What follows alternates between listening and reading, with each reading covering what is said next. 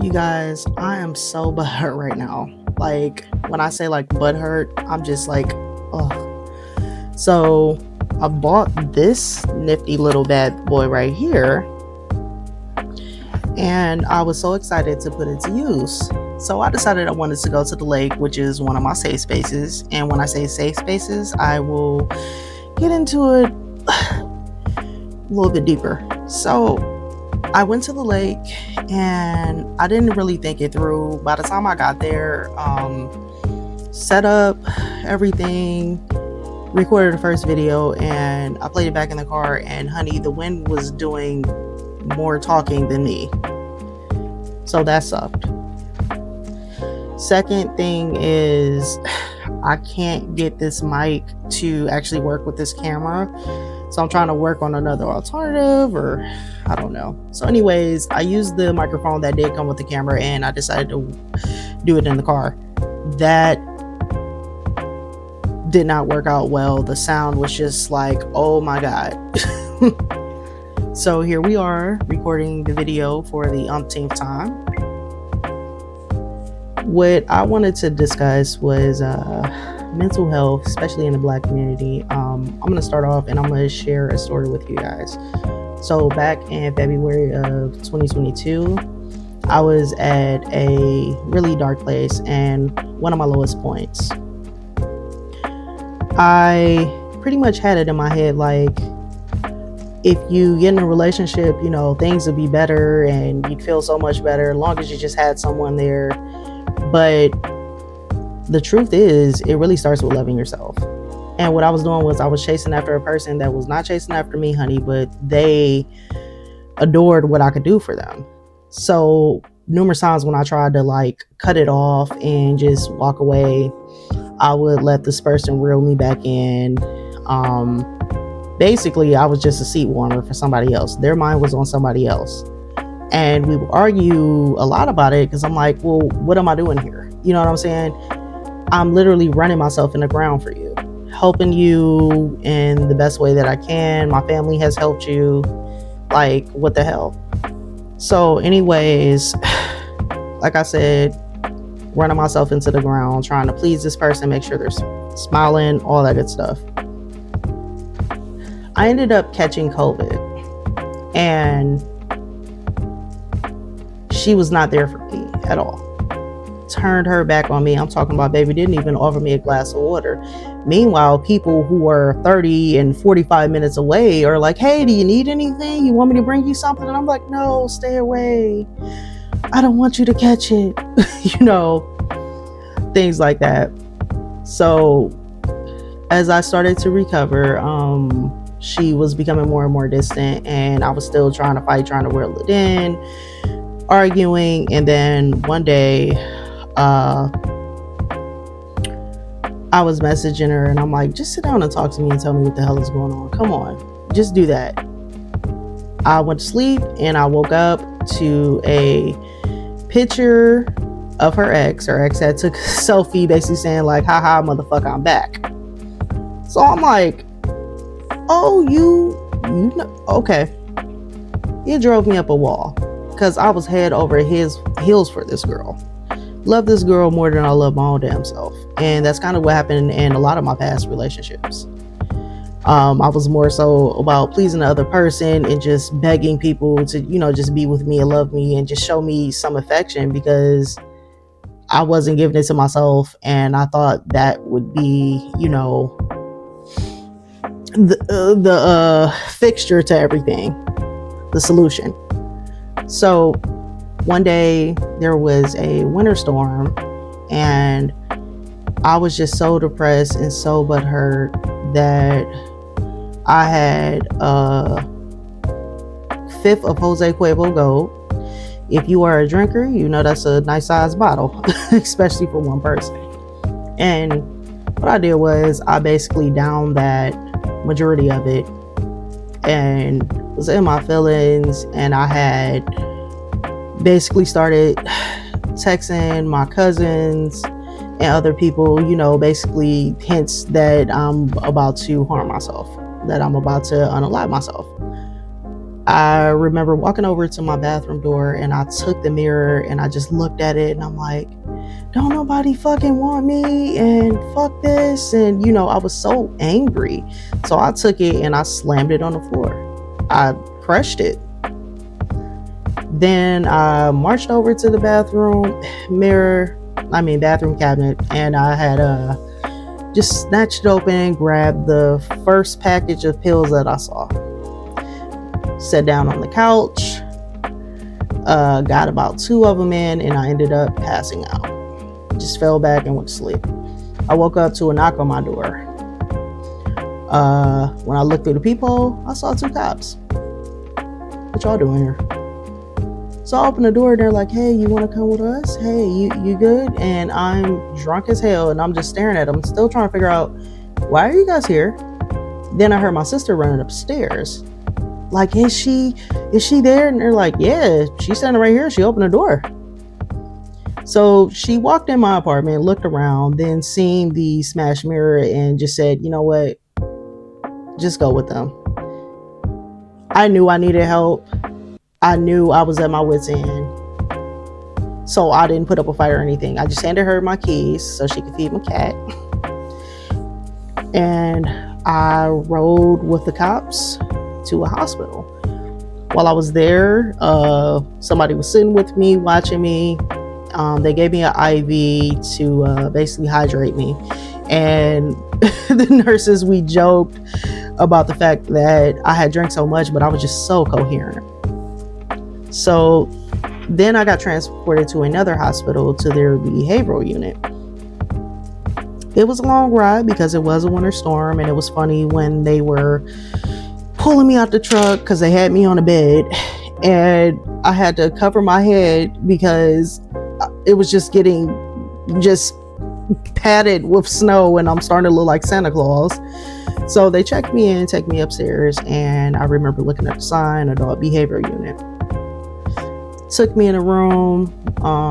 They had took all my belongings, gave me, a hospital gown, gave me some pants, some footies, and I fell asleep. There was someone else in the room as well, but they were knocked out. About a few hours later, nurse had came in, got me up, and she set me down. By then, I'm bawling my eyes out because I'm like, how did we get here? But I know how we got there. All I could really do was just tell her, like, I just want the pain to stop. I just want it to end. I hate her. I did everything I could for her. Blase, Skippy, all that. And really, it was just, I was at my wit's end and at this war with myself because I did not love myself. So went back to my room, cried myself to sleep. When I woke up, it was a PA system. Good morning, residents. Come on, let's go have some breakfast. They trying to be all happy-go-lucky and positive. And I remember looking around the room now that it's daytime, and it was 2 windows and white walls. About, I want to say 5 or 6 years prior, I had a nightmare that scared the hell out of me, where it was basically like this ghostly figure, basically telling me, you're about to go down on a bad road. And I was in the psych ward. And crazy or not, this room that I was in matched the same room from my dream. Now, I don't claim religion or whatever. I do believe in a higher power. I believe in the supernatural, and I respect people's religious beliefs because you believe what you want to believe. You know what I'm saying? Hey, whatever. So when I went to breakfast, I learned the code very quickly. First of all, any woman, if it's her first night there, her first day, we all did the same thing. We would grab our food, sit down at the table, and we like this. Crying, trying to hide ourselves, ashamed, not thinking about the fact that, hell, there's other people in here. Before the nurse let me go the night before, she told me, she said, baby, this can happen to anybody, and it's true. She said, you are going to see people of all ages. It can happen to anybody at any time in life. So y'all keep that in mind. Um, Another code that I learned is, when you're ready to sit down, you ask somebody, hey, can I sit here? If they nod to you and don't say nothing, that means sit down, don't say shit to me. Then the other thing is, if they do say yeah, then you can sit here, but and we can also talk, depending on what the mood the person was in. I saw, some of everything. I seen a guy who could not sit still. He said he didn't really sleep. He walked around all the time, just could not be still, always fidgeting. It was some guy, he was an older guy, but he was huge, in height. Like, this guy was at least about 6'7", and he would have these outbursts out of nowhere. Something would trigger him, I don't know, flashback, and he would get to slamming doors and screaming and in the air, or whoever, I'll kill you, I'll put a hit out on you, 200K, I'll get your family killed. I'm like, okay, yeah, man's have seen something. All right, he's seen some stuff. Then you had the one guy who, he looked completely normal, majority of them looked normal, and then he started having conversations with people that we couldn't see. Then you had a woman who stressed out. She was on drugs real bad, so she had them tremors and everything and all that.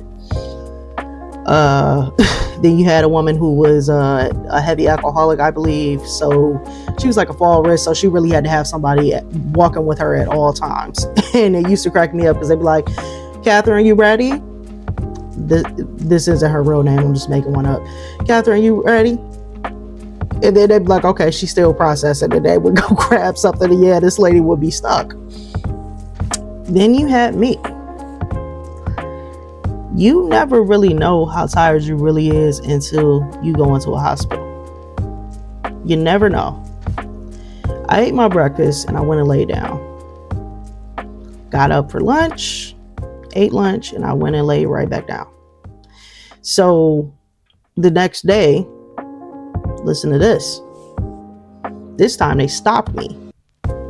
They said, come sit down and talk to us. So they go, so, what day is it? What year is it? Who in office? When's your birthday? What's your name? They give you they give you questions like that.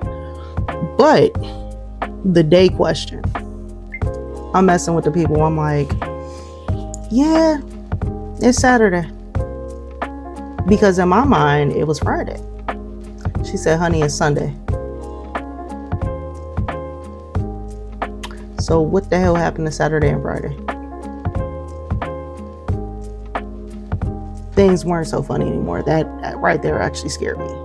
So then she said, you slept. You just slept a lot. But we have to get you up. That scared me.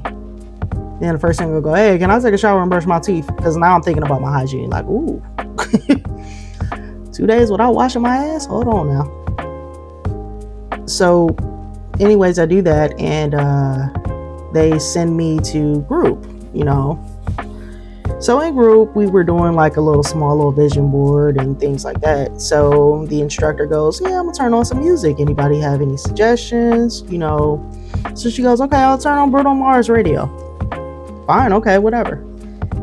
This is when I first learned about triggers. So as the song is playing, it's Count on Me by Bruno Mars. I'm listening to the lyrics, and immediately I am having flashbacks about what just happened to me. Why, what's been happening over the years. How I've been there for people, but when I might need help or, a little bit of cheering up, they're nowhere to be found. Now, don't get me wrong. I do have a couple of friends now, you know what I'm saying, that are there and that check in and say, hey, how you doing? But I immediately broke down crying, and I just stormed out of the room. And I went back to my room and I started crying. So the lady came down there and she tried to relax me. She like, you want to come back? You want to come finish? It looks good. And I was just crying like, no. So then they brought a doctor up a few hours later, and I started to explain my symptoms to her and everything that was, going on and things like that. She said, "How do you feel?" I'm like, "I really just want the pain to end." So she then prescribed me Seroquel. Now, for those of you that don't know, Seroquel is a medicine that's used to treat bipolar depression, mania, and schizophrenic symptoms and things like that. Never been on any type of psychiatric medicine before. So when she gave it to me, it was to help me sleep, because I explained that, it's hard for me to sleep sometimes, and I would have these episodes where I'm like up dancing around the house at like 3 o'clock in the morning, and racing thoughts and voices. So my first night with Seroquel, I had to pee. So I woke up, and honey, when I tell you, it was like I was so high, I was stuck. I sat at the edge of my bed for like 20 minutes. And then finally pushed myself up, because I'm like, I got to let it loose. I got to go. It took me like 30 minutes overall to finally make it to the bathroom, which was just around the corner, because every room was provided with a bathroom. And did my business, laid back down, like, whew, that was crazy. So then I also learned while I was in there that I was very anemic. So they had mixed together this solution, this iron solution. And basically, I would be sitting there and I'd just be getting it pumped into my body through an IV drip. And about a few days went past, and I didn't realize the fact that I hadn't, did a number 2 yet. Baby, my nurse, he gave me a laxative. Most of the doctors and nurses, they were real nice to me. They liked me. I knew to follow the rules, listen to people. My job knew that I was in a hospital. So for those of y'all, if y'all ever have this experience, your job does not have to know that you were in a psych ward. When you get these papers, it's not going to say, hey, this person was in the psych ward for X amount of days. It's just going to be a regular, hey, this person was under my care. They've been cleared to go back to work on such and such day. So just a little heads up for y'all, let y'all know that. Anyways, the nurse gave me a laxative, and honey, I finally went. And baby, when I say that I really felt like I was giving birth, I was like, oh my God. You know what I'm saying? I did get phone calls, you know what I'm saying? I didn't want to talk to my parents, but I would speak with my sister and I would speak with my cousins. And one time I had my iron solution, and it had me lightheaded. And they're like, why you sound like that? I'm like, it's the iron. The only medicine I get is at night. Met a couple of people in there, they were pretty cool, but there was this one guy who worked for, a government agency. And me and him talked about our situations, and we made a promise to each other that when we left, we would always keep in contact.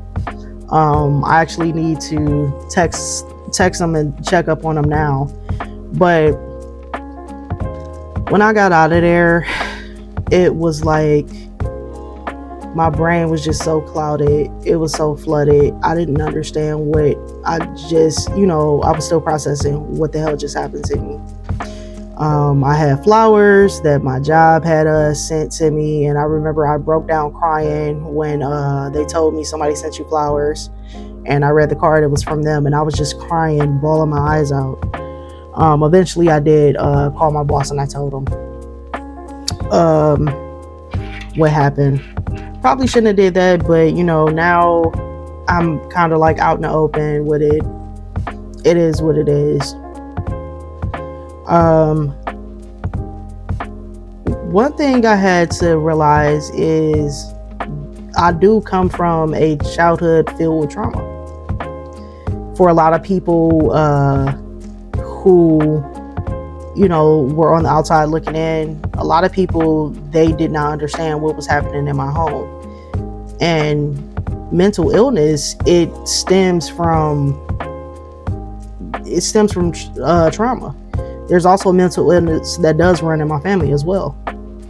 Growing up, I was showing signs of depression and things like that, but in the Black household, mental illness wasn't a thing. It was, you're just acting out and you just want some attention, you need some straightening out. Meanwhile, the things I got exposed to, that stuff does weigh on you. Going to therapy, calling somebody, want to get help, does not make you soft. That is something that is frowned upon a lot in the Black community. However, I see now that more people are starting to actually steer towards therapy and see that go talk to somebody, get some help, get some coping mechanisms. I learned that one of the ways to calm myself down, music. I love music. Music actually touches parts of the brain, that words can't. I'm a gamer. Sometimes playing a game can do that, relax you, depending on what it is, but, it kind of just calms you down. And my safe place, if I'm out, I'll go to the lake. It's something about the sound of water just smashing against each other, the waves. If I go there and I close my eyes, it takes me to another place of relaxation. And I know some people, meditation is a way as well. I'm not very good with meditation or anything like that, but those are just some of my things. Me learning my triggers. I got bullied a lot growing up from both, the outside world and my family. And I wasn't able to really stand up for myself. So growing up with that, I just kind of had a lot of built up anger, just a crap ton of built up anger. And I'm still working through that through this day now. What I had to learn is starting to speak up for myself. I always kind of had that shy, timid characteristic about me in certain situations because I didn't want people to think that, I was an asshole or I was just a bad person or anything like that. So I kind of walked around with that. A lot of anxiety. Sometimes I get paranoid out of nowhere. And when that happens, when I get paranoid, I shut off all the lights, light some candles, and now with my PC, lights up and stuff, I'll turn on some soft music and it just calms me down. There's something about the lights and the music and the candlelight that just calms me down and relax. I have a cat, so sometimes cuddling with him, sometimes he can sense it. Your animals can't sense it, service animals. But a lot of people who didn't get help, they have unalived themselves. And in that moment, it's when people start really regretting the things they said to them, or wishing that they were, more supportive in a mental aspect. Check on your people, y'all.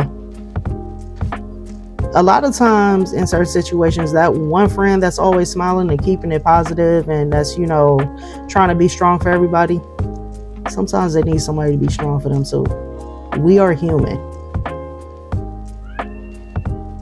And I guess my cat agreed with me, but we are human. Go get help. Check on your people. Now, I'm using this as a way for people to share their stories. Put it out there.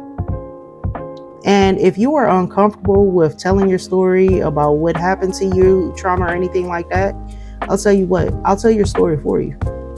Completely anonymous. Send it to me. Share it with me. But to my community out there, mental health is real. And there is nothing wrong with going to get help. Thanks for watching, guys.